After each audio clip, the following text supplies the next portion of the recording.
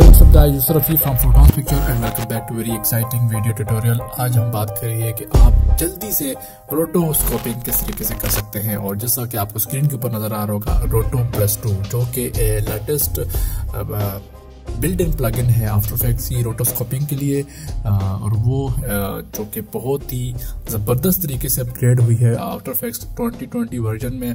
तो चलिए शुरू करते हैं।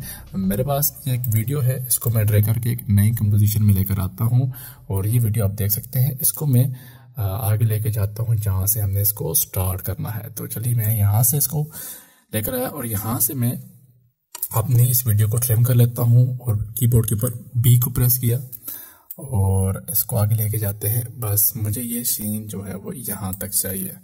तो कीबोर्ड के ऊपर आल्ट छोटी ब्रैकेट को क्लिक करेंगे, देन एन को प्रेस करके right click trim comp to work area. तो ये हमारी फुटेज आ गई जिसको हमने रोटोस्कोप करना है। रोटोस्कोप मीन इसको सिलेक्ट करना है।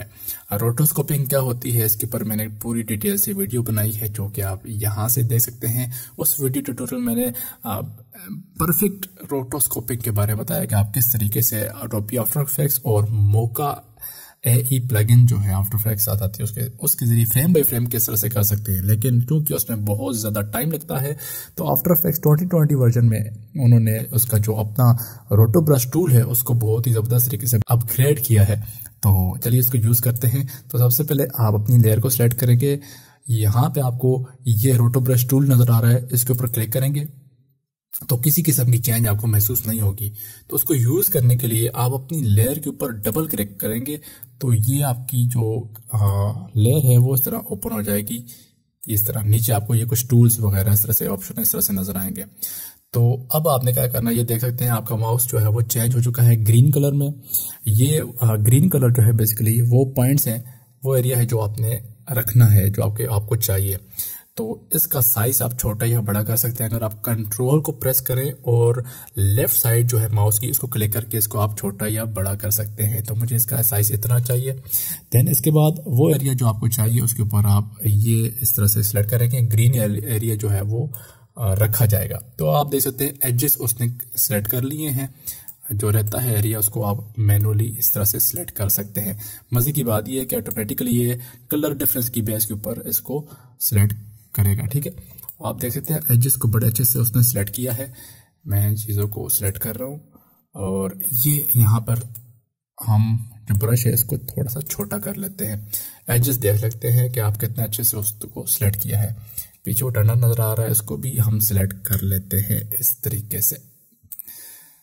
हाँ, अब यहाँ पे देखें ये जगह जो है वो उसने वो सिलेक्ट कर ली जो कि हमें नहीं चाहिए। तो कीबोर्ड के ऊपर आल्ट को प्रेस करके इस एरिया को सिलेक्ट करेंगे तो ये डी सिलेक्ट हो जाएगा।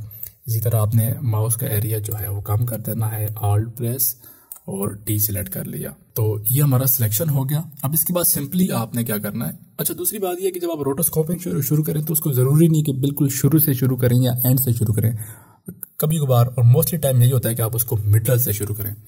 इसके बाद 2-3 तरीके हैं आप इसको शुरू करने के। आप यहाँ से अपनी जो कर्सर है इसको बैकवर्ड या फॉरवर्ड लेके जा सकते हैं, आप इसको यहाँ से आगे पीछे लेके जा सकते हैं।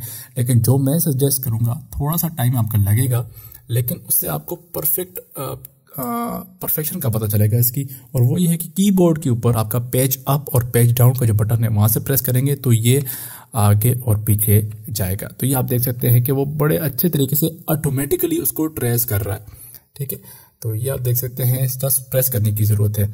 या फिर दूसरा तरीका क्या है कि मैं इस कर्सर को लेकर बिल्कुल पहली की फ्रेम के ऊपर लेके जाता हूँ तो वो ऑटोमेटिकली यहाँ से देख सकते हैं बड़ी तेजी से उसने उसको रोटोस्कोप कर लिया।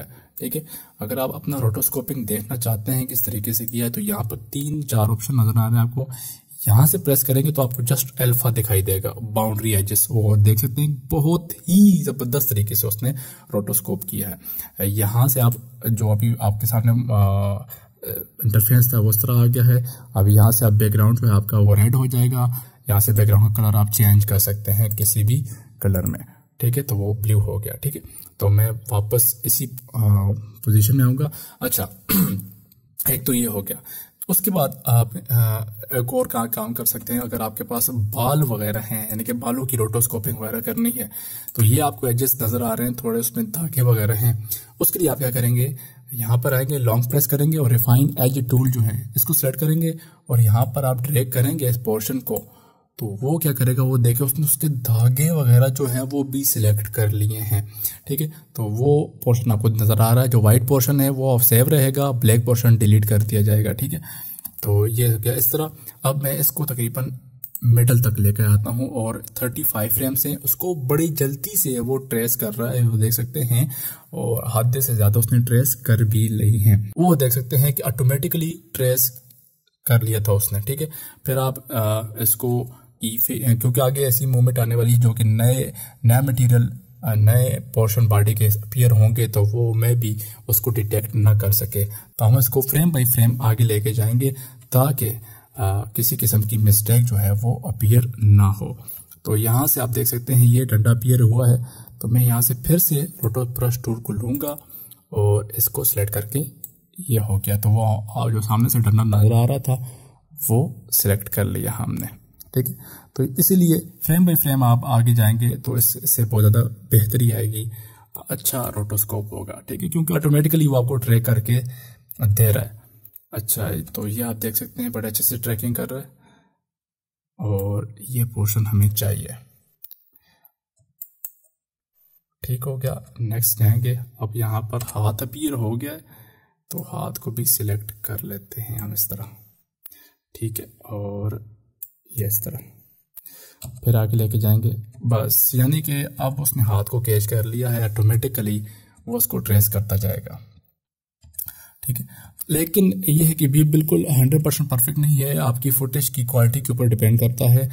ये जो है वो एक नॉर्मल सी HD फुटेज है, तो उसको अच्छे तरीके से, और बैकग्राउंड डल सा है तो इसीलिए उसको अच्छे तरीके से उसने किया है। हो सकता है आपकी वीडियो में थोड़ी सी प्रॉब्लम हो, लेकिन मुझे काफ़ी ज़्यादा इसने बचाया है टाइम ज़्यादा यूज़ होने से। और यकीन करें अगर मेरे पास ये पहले होता तो सरजमीन फिल्म के लिए जो मैंने रोटोस्कोपिंग की थी हैंड बाई हैंड, तो उससे मैं बच जाता और मेरे पास इस तरह का ही रिजल्ट आता।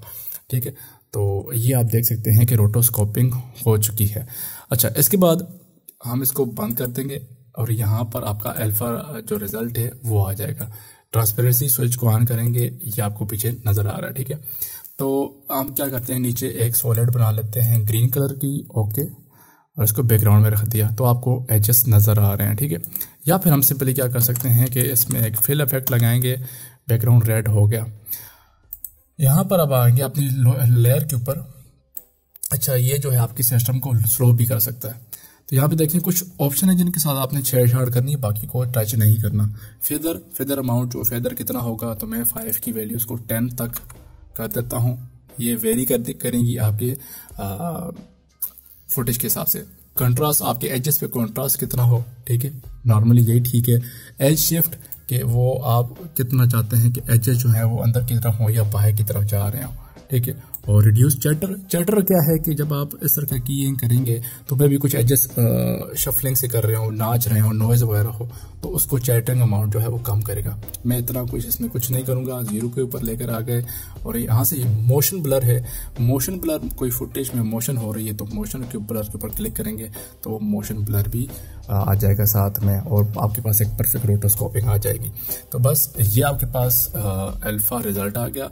और एक प्रो टिप जो मैं आपको देना चाहूँगा, और वो ये है कि बैकग्राउंड को डिलीट करें, आपके पास ये अल्फा रिजल्ट है। ठीक है, ये अल्फा रिजल्ट आ गया। अब बजाय इसके कि आप यहीं पर आप आगे से काम करना शुरू करते हैं, पहले इस लेयर को सिलेक्ट करें, कंपोजिशन में जाएं, ऐड टू रेंडर क्यू, और यहाँ से लॉसलेस और AVI क्विक टाइम के ऊपर क्लिक करेंगे। यहाँ से RGB की बजाय RGB अल्फा, ओके, और इसको कहीं पे आपने रेंडर कर देना है।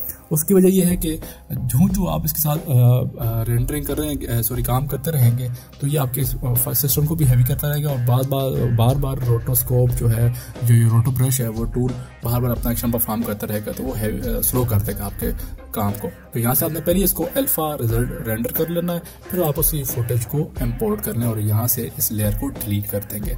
तो उम्मीद है आपको ये आगे ट्यूटोरियल पसंद आया होगा। अगर पसंद आया तो कमेंट में ज़रूर बताइएगा। अगर आपका मजीद कोई क्वेश्चन वगैरह है तो वो भी आप बता सकते हैं, और अगर आप नए हैं तो चैनल को सब्सक्राइब लाजमी करना है। मिलते हैं अगली वीडियो में।